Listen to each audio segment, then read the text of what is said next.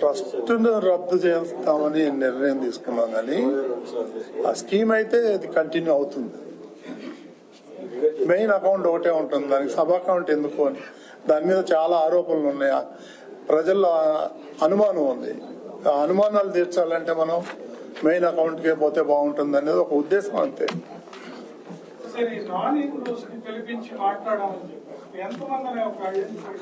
ఉందండి, మా దగ్గర లిస్ట్ ఉంది, వాళ్ళు మాట్లాడుతున్నాం, తర్వాత చెప్తాం.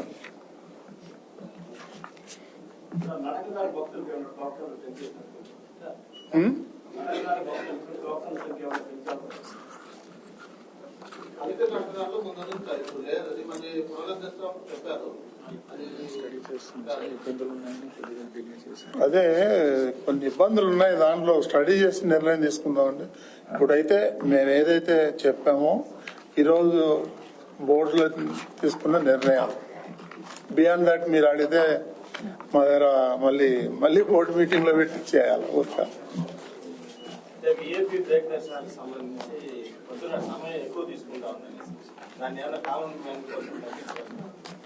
ట్రై చేద్దాం. ఆ టైమింగ్స్ కూడా కొంతమంది అడిగారు, ఉదయం పూట పెడితే బాగుంటుందని, అది కూడా ఆలోచన చేస్తాం.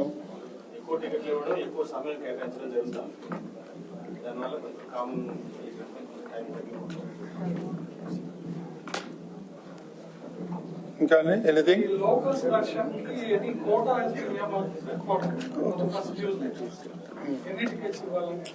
అది చూసి చెప్తామంది. ఒక 5-6 వేలు అనుకుంటున్నాము. దాని డిమాండ్ బట్టి మంత్లీ ఒక్కరోజే కదా, ఫస్ట్ ట్యూస్డే.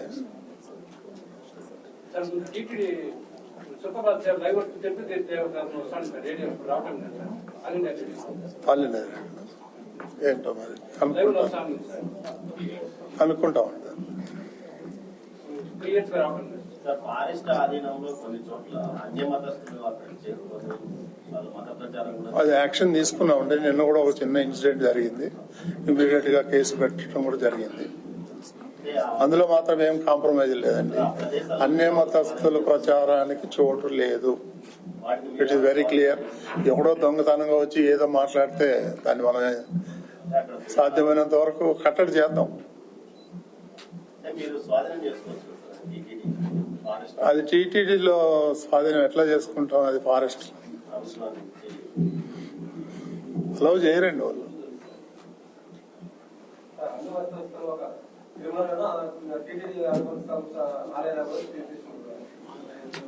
ఇప్పుడు ఉన్న తిరుమలలో ఉండే వాళ్ళని చూద్దామండి, 8 రోజుల తర్వాత చూద్దాం.